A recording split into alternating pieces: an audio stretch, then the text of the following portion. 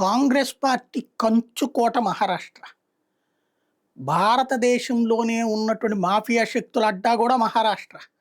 ఆ mafia శక్తులందరూ కాంగ్రెస్తోనే మిలాఖత్ are ములాఖత్ అయ్యేవాళ్ళు. దాంతో విరక్తి చెందినటువంటి ప్రజల యొక్క ఆగ్రహ స్వరూపమే బాలాసాహెబ్ థాకరే. ఆ థాకరే పెట్టినటువంటి పార్టీనే శివసేన. ఆ శివసేన చేసినటువంటి ఒక భారీ పోరాటానికి హిందుత్వ పార్టీ అయినటువంటి భారతీయ జనతా పార్టీ తోడు కలిస్తే ఇద్దరూ కలిసి అక్కడ ప్రభుత్వాన్ని కూలగొట్టారు.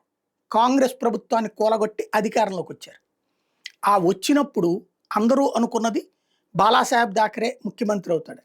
ఆయన క్లియర్గా చెప్పాడు, నేను ఒక ఉద్యమ సంస్థని స్టార్ట్ చేశాను, భారతీయ మూలాలను నాశనం చేయాలనుకుంటున్నటువంటి మాఫియా శక్తులకి నిరోధించడంతో పాటుగా అరాచకాల్ని కంట్రోల్ చేయడానికి చేస్తున్నాను, మరాఠీల కోసం చేస్తున్నాను తప్పించి నాకు అధికార యావలేదు, కానీ నా తరపున ఇదిగో అంటూ అప్పట్లో విలాసరావు దేశ్ముఖ్లా లేకపోతే ఇటు జోషినా ఇట్లాగా భారతీయ జనతా పార్టీ తరపున ఒకళ్ళు డిప్యూటీ సీఎంగా ఇటు సీఎంగా వీళ్ళు ఉంటుండేవాళ్ళు.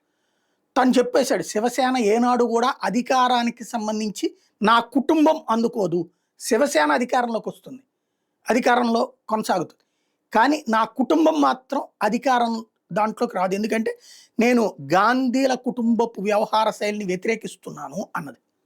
కానీ తండ్రి ఆశయానికి విరుద్ధంగా ఆ ప్లేస్ తీసుకున్నోడు ఉద్ధవ్ థాకరే. అప్పట్లో వాస్తవంగా బాలాసాహెబ్ థాకరే కథ నడిపినప్పుడు రాజ్ థాకరే కార్యకలాపాలు ఫీల్డ్లో చూసుకునేవాడు, కొడుకే అవుతాడు అతను కూడా. బట్ అతను యాక్టివిటీస్ చూసేవాడు తప్పించి అతని చేత కూడా అధికారాన్ని అందుకోనియలేదు నాడు బాలాసాహెబ్ థాకరే. బాలాసాహెబ్ థాకరే చనిపోయాక శివసేన అతనే నడిపాడు కొన్ని రోజుల పాటు.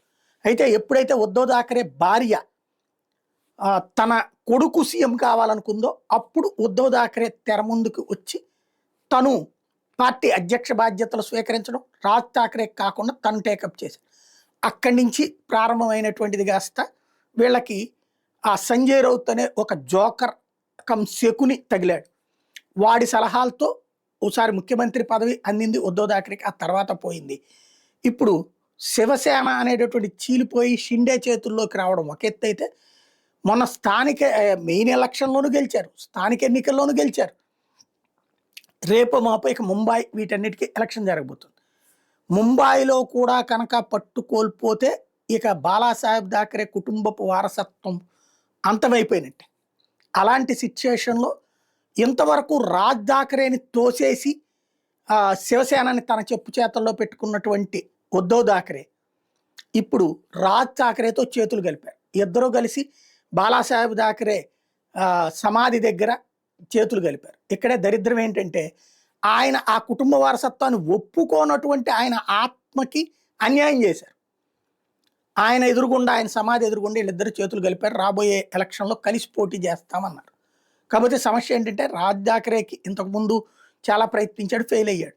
ఉద్ధవ్ థాకరే ఇంతకుముందు ఎదిగి ఫెయిల్ అయ్యాడు. ఇప్పుడు ఈ ఇద్దరు రెండు మైనస్లు కలిస్తే ఒక ప్లస్ అవుతుందా?